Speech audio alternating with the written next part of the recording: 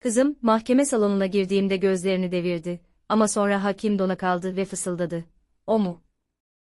Salonda sessizlik hakim oldu. Kimse benim gerçekte kim olduğumu tahmin edemiyordu. Devam etmeden önce lütfen yorumlara hangi ülkeden izlediğinizi ve kaç yaşında olduğunuzu yazın. Dinlerken keyif alın. O sabah mahkeme salonuna girdiğimde, kızım Liselot'te gözlerini devirdi ve kocasına, Valentin'e, aşağılayıcı bir şeyler fısıldadı. Ve sonra beklenmedik olan oldu. Hakim başını kaldırdı, sanki ani bir soğuk yakalamış gibi dondu ve sessizce, neredeyse inanamayarak söyledi. O. Salonda anında ölüm sessizliği çöktü. O ana kadar hiçbiri kim olduğumu bilmiyordu. Bu dava her şeyi değiştirecekti. Adım Adelheid. 75 yaşındayım ve yakın zamana kadar hayal edebileceğiniz en sıradan büyükannelerden biriydim. Her sabah saat 6'da kalkar, kenarı kırık eski kupamla kahve hazırlar, küçük mutfağımızın penceresinden bakarken, ölen kocamın çok sevdiği pencere kenarındaki minik okları izlerdim. Sade, rutinlerle dolu, ruhuma huzur veren bir hayat. Yıllarca kızına her şeyi veren bir anneydim. Geceleri ofisleri temizler, hafta sonları sipariş üzerine kekler yapar, başkalarına giysi dikerdim. Sadece lise Loteon okuyup benim sahip olamadığım bir hayatı yaşayabilmesi için para biriktirmek amacıyla. Kızım, bana hiçbir zaman gerçekten dostça bir söz söylememiş, kendini beğenmiş Valentin ile evlendiğinde, gururumu yutup her pazar günü onun için masayı hazırladım ve en iyi gülümsememle karşıladım. Saf bir şekilde, kocamın ölümünden sonra kızım ile aramızın daha da yakınlaşacağını düşündüm. Ama beraber olmak yerine, kızım bende bir yük görmeye başladı. Ziyaretleri soğuk bir formaliteye dönüştü. Telefonlar nadiren geldi, bahaneler giderek daha yaratıcı hale geldi. En büyük aşağılanmayı, kasvetli bir Ekim Perşembe günü yaşadım. Tavuk çorbası ve köfte pişirmiştim. Her zaman yarım günümü alan, Liselotteon çocukken gözlerini parlatan o çorbayı. En güzel, nakışlı masa örtüsünü çıkardım. O zamanlar gözleri parlıyordu. Masanın ortasına taze çiçekler aldım. Onlar geldiler.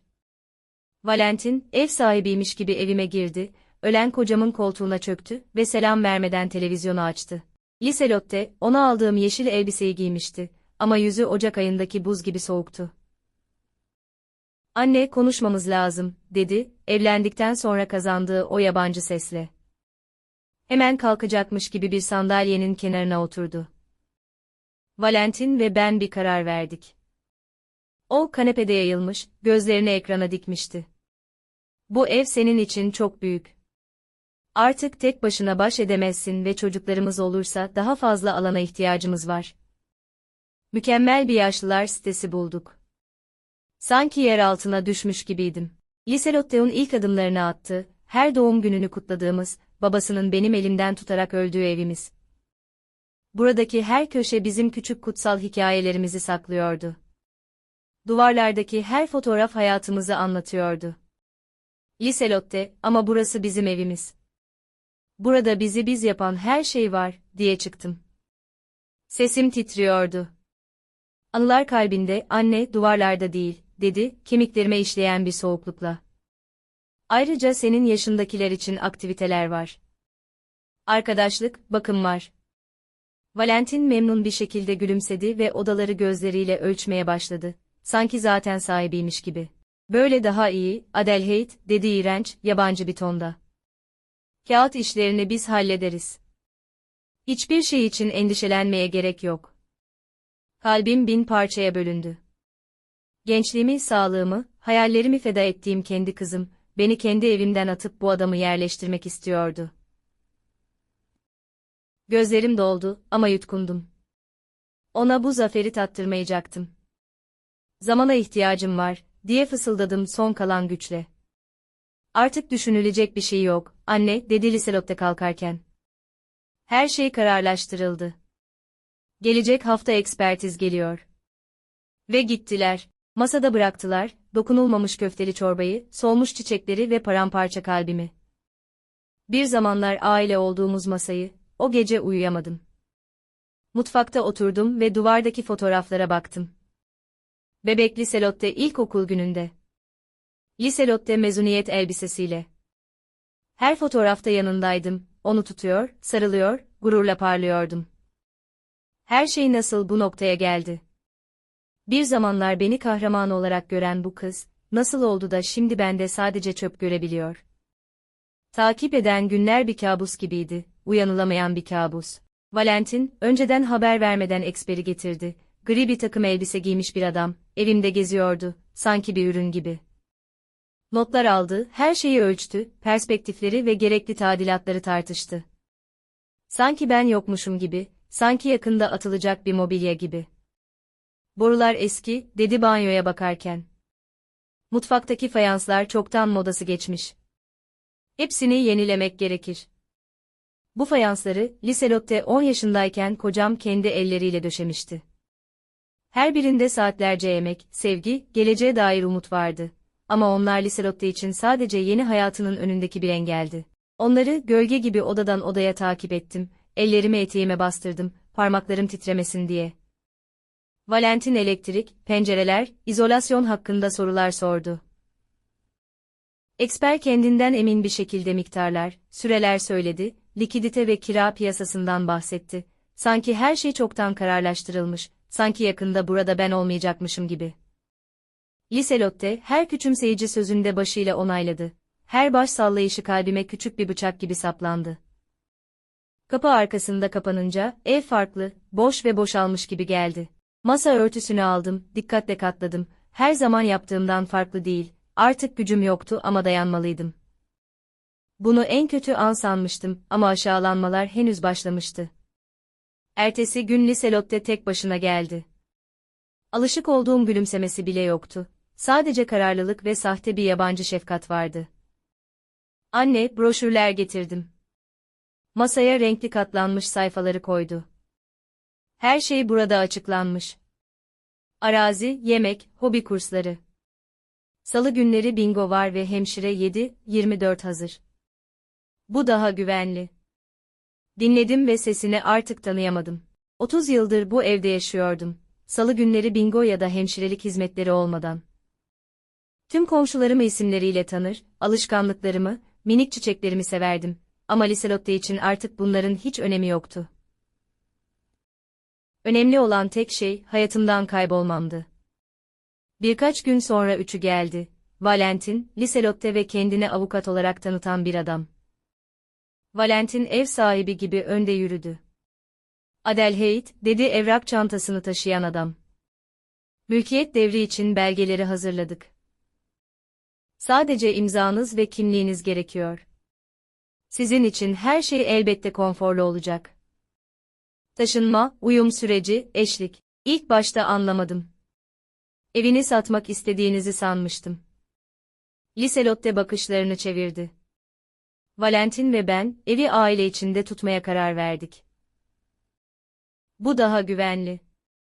Bu, bir darbe gibi çarptı. Sadece sürgün edilmek istemiyordum, mülkiyetimi de kendi üzerlerine geçirmek istiyorlardı. Aile şefkati kılıfı altında bir soygun. Hiçbir şey imzalamayacağım, dedim. Sözlerim aniden kısıldı ama kararlıydı. Valentin'in yüzü anında değişti.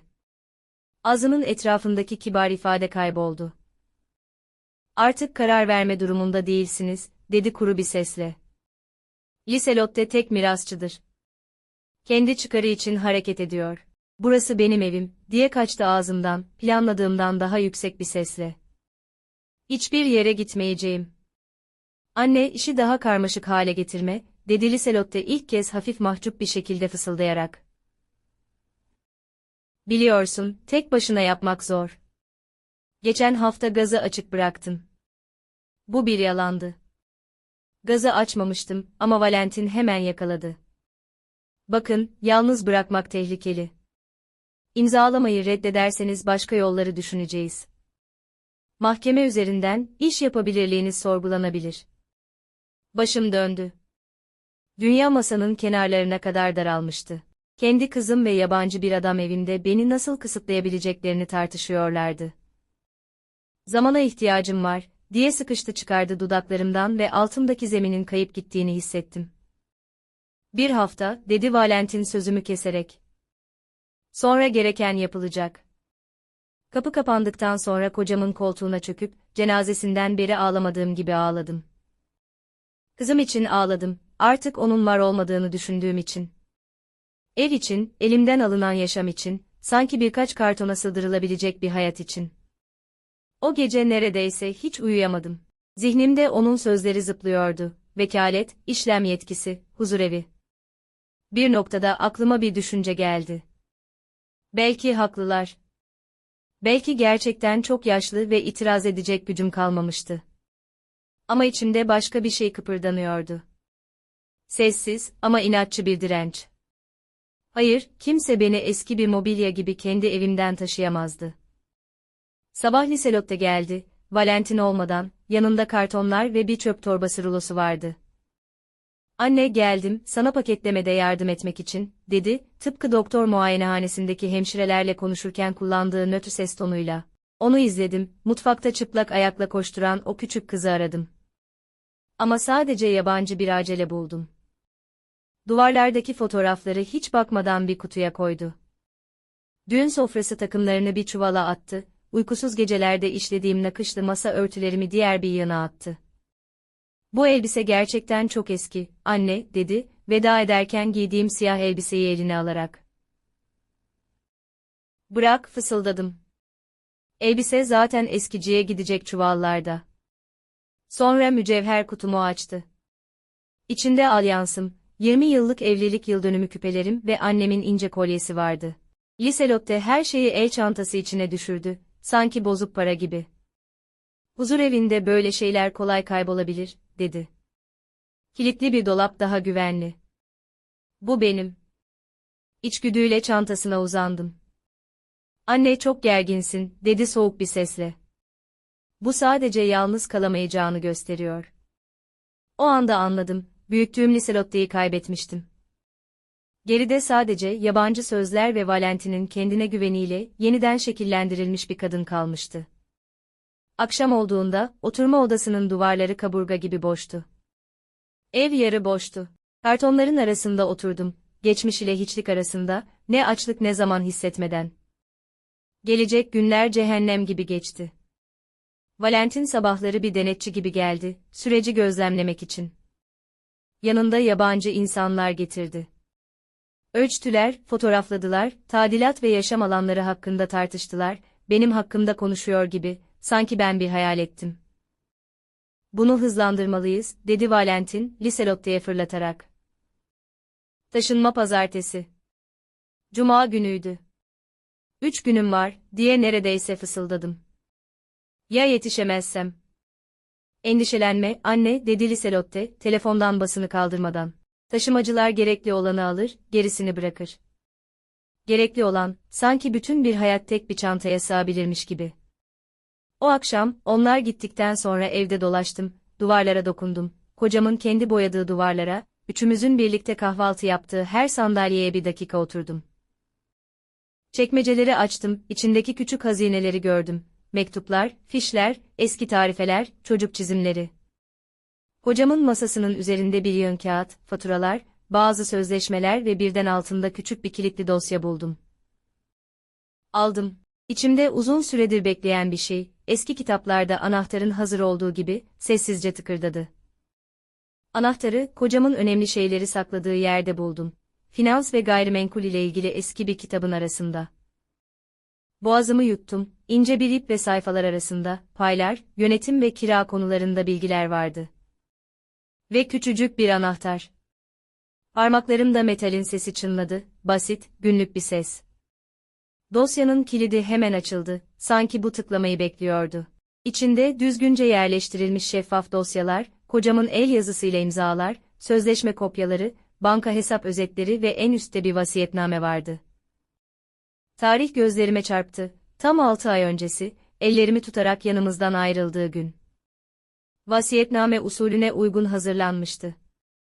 Noter, mühür, tanıklar. Okudum ve içimde bir şey yavaşça dikleşti. Kocam her şeyi en ince ayrıntısına kadar düzenlemişti. Tek varis bendim, Adelheid Gruber. Liselotte için küçük bir tasarruf hesabı bırakılmış, şartıyla ki annesine özenli ve saygılı davransın. Kağıdı masaya bıraktım. Sanki rüzgar sözleri götürebilirmiş gibi. Sonra asla bilmediğim bir şey ortaya çıktı. O benim düşündüğüm mütevazı işçi değildi. Yıllarca sessizce akıllıca yatırım yapmış, fiyatlar düştüğünde almış, talep yükseldiğinde kiraya vermiş, sağlam şirketlerden küçük hisse paketleri edinmişti. Tapu kayıtlarını, sözleşmeleri karıştırırken ellerim titriyordu. Birkaç daire, ticari mülk hisseleri, şehrin kıyısında o zamanlar kuş uçmaz kervan geçmez bir yerken, bugün değerli bir inşaat alanına dönüşmüş bir arazi. Ayrıca dikkat çekmeyen ama düzenli kar getiren 2 kafe hissesi de vardı. Ve sonra nefesimin kesildiği o noktaya geldim. Koca bir apartman. Lise, Lotte ve Valentin'in kiracı olarak oturduğu bina. Kiralarını bir emlak yönetim şirketine ödüyorlardı. Şirket de bu ödemeleri benim adıma açılmış bir hesaba havale ediyordu. Bu hesaptan haberim bile yoktu. Hocam beni bir keresinde, sözde kötü günler için bir tasarruf hesabı, açmak bahanesiyle bankaya götürmüştü. Anlaşılan o işi o zaman halletmişti. Ödemeler 2 yıldır düzenli olarak yatıyordu. Klasörün devamında hesap özetleri vardı, hiçbir zaman anlamadığım rakamlar. Ama benim gözlerim bile gerçeği görmeye yetiyordu. Bunlar sadece hayatta kalmak için gereken meblağlar değildi. Bu güvence altına alınmış bir gelecek, başkalarına yardım edebilme imkanı ve bir daha asla başını öne eğmek zorunda kalmamak demekti. Bir başka klasörün üzerinde hisseler, 7M'in yönetiminde yazıyordu. Valentin'in çalıştığı firmada bir paket hisse. Çok büyük değildi ama hissedilirdi. Üstlerin telefona tam vaktinde bakmasını sağlayacak türden bir pay.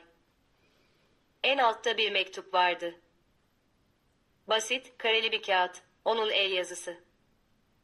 O tanıdık kavisler. Adelhedim, eğer bunu okuyorsam ben artık yokum demektir ve senin için biriktirdiklerimi bulmuşsundur. Sağlığımda sana göstermediğim için beni affet. Bunun sonunda kendin için yaşayabileceğin yıllarda sana bir hediye olmasını istedim. Sen hepimizden çok çalıştın. Yuvamızı, kızımızı, beni ayakta tutan sendin. Ne kadar yorgun olduğunu gördüm ve bir daha asla korku ya da yokluk çekmeni istemedim. Bir gerçek daha, Valentin'e tam olarak güvenmiyorum. İnsanlardaki o boş özgüveni ve soğuk hesapçılığı sevmiyorum. Eğer lise Lotte seni korursa, her şeye sahip olacak. Eğer korumazsa, sen korunmuş olacaksın. Vasiyetnamede her şeyi öyle ayarladım ki, güç senin elinde olsun. İntikam alman için değil, sınırlar koyman ve öğretmen için. Lise Lotte iyi bir insan, sadece yolunu şaşırdı. Eğer gerekirse, yolunu bulmasına yardım et. Ama her şeyden önce kendine dikkat et. Beni hatırladığın sürece yanındayım. Okurken gözyaşlarım kağıttaki karelerin üzerine damlıyordu. Acı gözyaşları değildi bunlar, başkaydı. Hesap makinesiyle hesap yaparken alnını nasıl kırıştırdığını, benim yarın yaparım demelerime nasıl söylendiğini, bir şeyi başardığımda nasıl güldüğünü hatırladım. Azçeynent, anlaşılan, beni dünya ile yapacağım bu konuşmaya, tam da beni kendi evimden atmak istedikleri o an için hazırlamıştı. Sabaha kadar orada oturdum, belgeleri ayıkladım, o yabancı kelimeleri yüksek sesle telaffuz etmeyi öğrendim. Tapu kaydı, 7M'in yönetimi, mülkiyet hakkı. Kafamda yavaş yavaş basit bir plan şekillendi. İsteri yok, yüksek sesli kavgalar yok. Sadece en gerekli olanı gösterecek, her şeyi açık etmeyecektim. Gerisini kendim saklayacaktım. Bırakın kendileri gidip resmi makamlardan kontrol etsinler. Bırakın malum gerçeği onaylayan avukatın sesini telefonda bizzat duysunlar. Birkaç sayfa seçtim. Lise Lotte ve Valentin'in yaşadığı evin tapu kaydı, birkaç kira sözleşmesi, ödemeleri gösteren en son hesap özeti. Vasiyetnameyi ayrı bir zarfa, mektubu ise aynı klasörün daha derinlerine koydum. Geri kalan evrakları yerine yerleştirip kilidi kapattım. Anahtarı bir ipe bağlayıp, eskiden haçımı taşıdığım gibi boynuma astım. Mutfağa gittim, suyu koydum, kenara hafif çatlamış fincanımı aldım ve kendimi gülümserken yakaladım. Sonunda dayanak bulmuş bir insanın küçük, sessiz gülümsemesi. Gün içinde Lise Lotte'den bir SMS geldi. Pazartesi, saat 9 tam vaktinde. Nakliye firması. Ekrana bu kayıtsız ve yabancı kelimelere baktım ve telefonu cebime koydum. Bırakın nakliyeciler gelsin, bırakın koliler orada dursun. Bu sefer onları kendi eşyalarım arasında bir gölge gibi değil, evin hanımı olarak karşılayacaktım. Akşamleyin odaların içinde farklı bir şekilde yürüdüm. Veda etmek için değil, hazırlanmak için. Belgeleri el altında olsun diye nereye koymalıydım? Kapıya dönük oturmak için sandalyeyi nereye yerleştirmeliydim? Fincanı nasıl bırakmalıydım ki elim titremesin? Valentin'in o kuru sesini kafamda duyuyordum. Artık bu durumda değilsiniz. Bir an için mülk sahibinin ismini okuduğunda nasıl sararacağını, Liselotte'nin bir tutamak arayıp bulamayarak koltuğunda nasıl huzursuzca kıpırdanacağını hayal ettim. O gece haftalardır ilk kez deliksiz uyudum. Saat 6'da her zamanki gibi otomatiğe bağlamışçasına alarmdan önce uyandım. Mutfağın ışığını açtım, suyu kaynattım, menekşeleri suladım. Ev eskisi gibi nefes alıyordu ama ben artık başka biriydim. Masanın kenarında kilitli ince klasör duruyordu. Elimi üzerinde gezdirdim ve aniden şunu anladım. Zor olan belgeleri göstermek değildi. Zor olan, kendi kızınla onu yıkmadan ama taviz de vermeden, tam da babasının istediği gibi konuşabilmekti.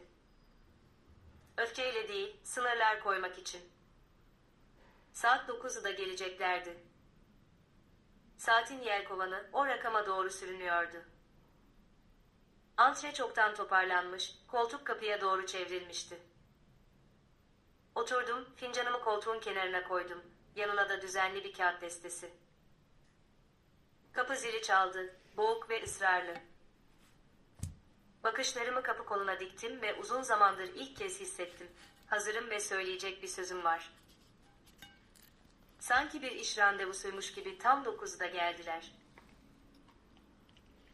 Önde Lise Lotte, arkasında Valentin ve onları takip eden, gri ceketli, koliler için çekçek taşıyan 2 nakliye görevlisi.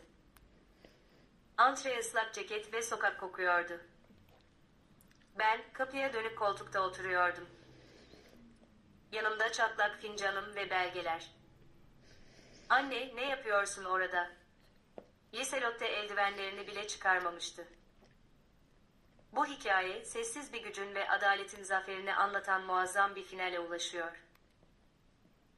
Adelheid'in geçmişte birine iyilik yapmış olması, referandara çay verip ona insanlığı hatırlatması, yıllar sonra kaderin bir cilvesi olarak ona geri dönüyor. Nakliyeciler zaten burada. Ben ise burada oturmuş çayımı içiyorum, diye yanıtladım sakince. Ve sizin beni dinlemeye hazır olmanızı bekliyorum. Valentin bir adım öne çıktı, o yırtıcı nezaketiyle gülümsedi. Adelheid, bunu zaten konuştuk. Başka seçeneğiniz yok. Haklısınız, dedim ona bakarak. Benim başka seçeneğim yok ama sizin de yok. İlk başta anlamadı. Liselotte'nin bakışları koliler, nakliyeciler ve benim yüzüm arasında gidip geldi. Alışık olduğu o boyun emiş hali arıyordu ama o hal artık yoktu. Oyun bitti artık. Valentin nakliyecilere el etti. Oturma odasından başlayın. Kimse buradan hiçbir şey çıkarmayacak, dedim. Tek bir tabure bile. Olduğunuz yerde kalın. Duraksadılar. Destenin en üstündeki kağıdı aldım ve ismim net görünecek şekilde masanın kenarına bıraktım. Bunun ne olduğunu biliyor musunuz? Şu an kiracı olarak oturduğunuz evin tapu kaydı. Sahibi, Adelheid Gruber, yani ben. Sessizlik önce bir fırtına öncesi hava gibi boş kaldı. Sonra içimde küçük hışırtılar duyuldu. Nakliyecilerden biri ayağını yere sürttü. Koridorda bir ayakkabı gıcırtısı duyuldu. Liselot kağıdı almak için yaklaştığında parmakları titriyordu. Bu olamaz. Bir tahtadaki öğrenci gibi satır satır okudu. Nasıl? Ama biz kirayı emlak yönetim şirketine ödüyoruz. Emlak yönetimi, diye yardım ettim ona, 2 yıldır kira gelirlerini tam vaktinde benim hesabıma yatırıyor. Sahte bu, diye atıldı Valentin, sesinde bir panik vardı. Bu tür kağıtlar her yazıcıdan çıkarılabilir. Harika, diyerek başımı salladım. Gidip hemen bugün kontrol edin. Hatta bunu destekliyorum. Daha az spekülasyon, daha sağlam sinirler demek. Kağıdı Liselotte'nin elinden aldı, gözlerini mühürlerin üzerinde gezdirdi ve yüzü resmen çöktü. Muhataplarını korkutmak için kullandığı o ağız kenarındaki kibirli kıvrım yok olmuştu. Sesini geri kazanmaya çalıştı. Bu doğru olsa bile hiçbir şeyi değiştirmez. Sizin taşınmanızdan, güvenliğinizden bahsediyoruz. Benim savunmasız olduğuma dair olan inancınızdan bahsediyorduk, diye düzelttim nazikçe. Şimdi ise yaşadığınız dairenin benim evimde olduğu ve kira sözleşmesinin yenilenmeyebileceği gerçeğinden bahsediyoruz. Liselotte bakışlarını bana kaldırdı. Artık o soğuk zırhı yoktu. Göz bağı aniden çözülmüş birinin zayıf, şaşkın bakışı vardı. Anne, neden hiç?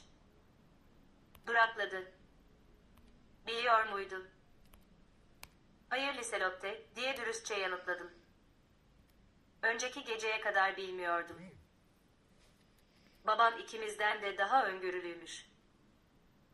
Yanına birkaç kağıt daha koydum. Masaya vurmadan, düzenli bir şekilde. Kira sözleşmeleri, güncel bir hesap özeti. Kağıtlar benim adıma her türlü kırgınlıktan daha iyi konuşuyordu. Nakliyeciler birbirine baktı. Şimdi yüklüyor muyuz yoksa iptal mi, diye sordu biri çekinceyle. İptal, dedim Valentin'den gözümü ayırmadan. İşinizin başına dönün. Buradan hiçbir şey taşınmıyor. Sessizce koridorda arkalarını döndüler ve boş çekçeklerini geri götürdüler. Kapı sanki özür dilercesine nazikçe kapandı. Adelheid. Valentin sesini bulmuştu ama o kibarlık artık çatırdıyordu. Bunu yapamazsınız. Bu şantajdır. Şantaj, bir avukatla gelip benim ehliyetsizliğimden bahsetmektir, diye yanıtladım aynı sakin tonla. Bunlar ise gerçekler. Benim mülküm olan bir evde yaşıyorsunuz. Ayın birinde kira sözleşmesinin feshini ve tahliye süresini bildiren tebligatı alacaksınız. Yasal olarak yeterli süreniz olacak. Adil davranacağım.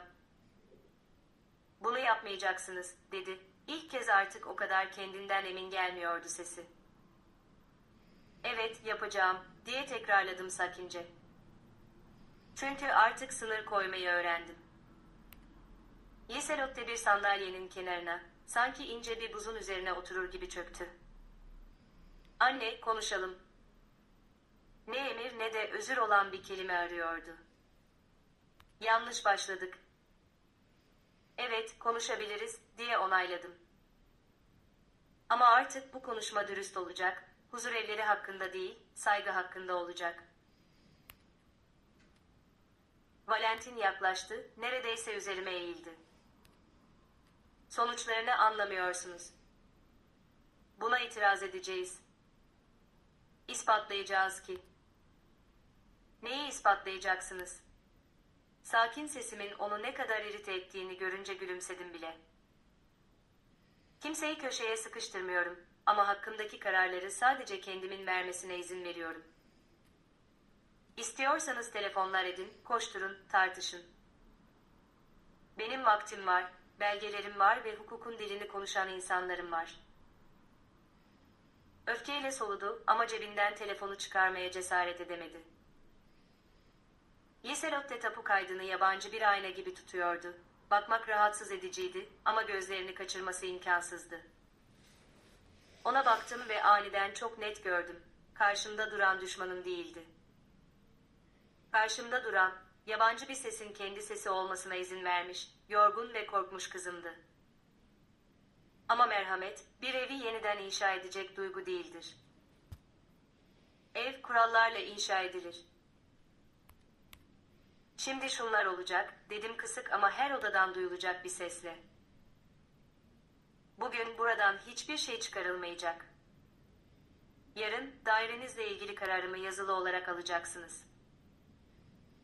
Ve evet, ortak bir gelecek üzerine tartışmaya hazır olmam için şartlarım var. Bunlar basit ama muhtemelen sizin için en zorları olacak. Daha ne şartı, diye alay etti Valentin ama gülümsemesinde kum gibi bir gıcırtı vardı. Ona geleceğiz, diye yanıtladım ve klasörü kapattım. Parmaklarım titremesin diye elimi kocamın mektubunun üzerine koydum. Ama önce tek bir eylem gerekiyor, o olmadan devam etmenin anlamı yok. Liselot'te yutkundu. Hangisi? Doğrudan gözlerinin içine baktım. Dışarıdan bir otobüs geçti. Fincanımdaki çay artık soğumuştu ama sesim sıcak ve kararlıydı. Bana gerçeği söyleyerek başlayacaksınız. Her şeyi hem de yüksek sesle. Valentin sertçe ona döndü. Sakın cüret etme. Yüksek sesle Liselot'te diye tekrarladım. Yoksa sadece belgeler üzerinden devam ederiz. Liselot'te bir saniyeliğine gözlerini kapattı. Sanki bir uçurumdan atlayacakmış gibi yavaşça nefes aldı. Dudakları titriyordu. Sanki yabancı kelimelere alışmışlardı da kendi kelimelerini çoktan unutmuşlardı. Anne, dedi ve bakışlarını kaldırdı. Elimi kaldırdım ve sözünü ortasında kestim. Düşün. Bekleyeceğim. Ama bil ki bir sonraki adım artık bir konuşma olmayacak. Haftalar geçti. Liselotte ile aramızdaki o köprü yavaş yavaş kuruluyordu.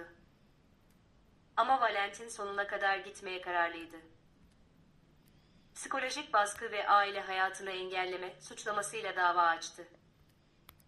Duruşma sabahı adliyede kesif bir kağıt kokusu vardı. Müvekkil sırasına oturduk. Liselot'te koluma tutunuyordu. Hakim koltuğundaki adamı gördüğümde bir saniyeliğine nefes almayı unuttu gibi geldi bana. Bakışları üzerimde asılı kaldı. Sesi artık resmi değil, insani bir tonla sordu. Adelheid. Adelheid Gruber. Evet sayın hakim, diye yanıtladım, dudaklarının neden titrediğini anlamayarak. Gözlüğünü çıkardı, bana daha dikkatli baktı ve yüzünde çok uzun zaman önce gördüğüm o çocuksu ifade belirdi. 30 yıl önce aile mahkemesinde Hakim Meissner'in yanında mı çalışıyordunuz, diye sordu daha sessizce. Ben o zamanlar stajyerdim. Bana davaları sadece dosya üzerinden değil, insanlara bakarak değerlendirmeyi siz öğretmiştiniz. Bunu hiç unutmadım. Salonda öyle bir sessizlik oldu ki sekreterin çevirdiği sayfanın sesi duyuldu. Valentin'in avukatı fırladı. Sayın hakim. Reddi hakim talebinde bulunuyorum. Açık bir taraflılık söz konusu. Hakim Lorenz Moser gözlüğünü geri taktı. Sesi tekrar olması gerektiği gibi nötrleşmişti. Reddi hakim talebi için bir dayanak görmüyorum. 30 yıl önceki bir mesleki tanışıklık, çıkar çatışması teşkil etmez. Sadede geliyoruz. Davacı, söz sizde. Valentin'in avukatı ezberlenmiş, o boş nutku atmaya başladı. Müdahale, duygusal baskı, bir ailenin yok edilmesi. Zengin ve hükmeden bir kaynananın, bir babadan çocuğunu almak için her şeyi satın aldığından bahsetti. Avukatım Sabine söz aldığında bağırmasına gerek kalmadı. Sayfa sayfa sundu her şeyi, Hakaret ve tehdit dolu mesaj dökümleri, kısa ses kayıtları, emlak yöneticisinin beyanı, komşuların baskı ve bağırışmalar hakkındaki tanıklıkları. Ve tabii ki tapu kayıtları, vasiyetname. Bunları para gösterişi yapmak için değil, şunun altını çizmek için sundu. Ben bu evden şefkat nedeniyle değil, çıkar nedeniyle kovulmaya çalışılmıştım. Hakim dinledi, sayfaları çevirdi, Liselotte'ye nazik sorular sordu. O sessiz stajyeri hatırladım. Kağıt dağları arasında nasıl kaybolduğunu ve ona bir fincan çay verip nasıl dediğimi. İnsanlara bakın Bay Moser, kağıtlar sonra gelir. Ve tam olarak bunu yaptı.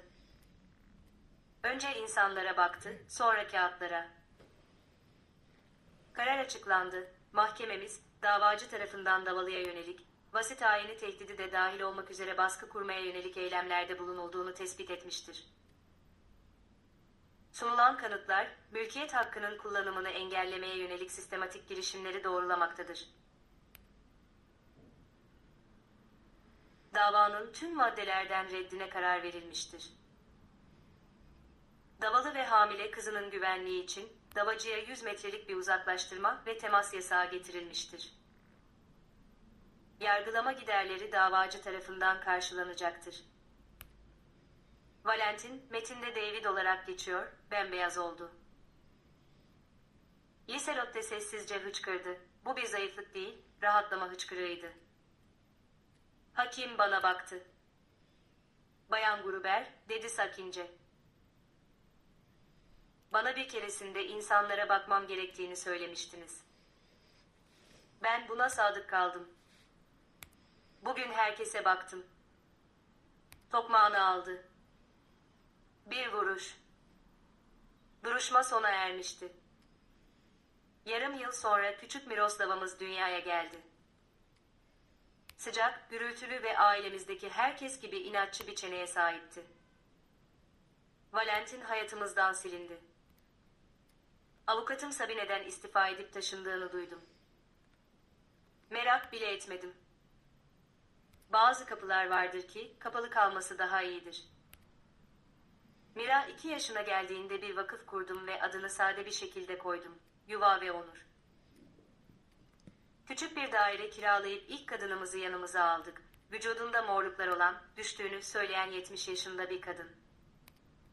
Sonra bir başkasını. Gençlere yer açması, nazikçe rica edilmiş bir kadını daha. Daha sonra büyük bir ev kiralayabildik. Doktorlar, bir avukat ve yardım hattı için gönüllüler bulduk. Aradan 5 yıl geçti. Bahçemizde artık daha fazla bank var. Mutfakta daha fazla fincan, duvarda ise çocuk çizimleriyle dolu koca bir raf. 4. evimizi açtık. Bazen akşamları yalnız kaldığımda o köşesi çatlak eski fincanımı alıyor, menekşeleri suluyor ve o gün kolilerin arasında kendi evimde bir mobilya parçasına dönüşmemeye karar verdiğim o anı hatırlıyorum. Liselotte bir keresinde çekinerek sordu. Anne, beni affettin mi? Düşündüm ve dürüstçe cevap verdim. Seni seviyorum Liselotte. Affetmek bir kağıt üzerindeki mühür değildir. O bir yoldur. Ve biz o yolda yürüyoruz.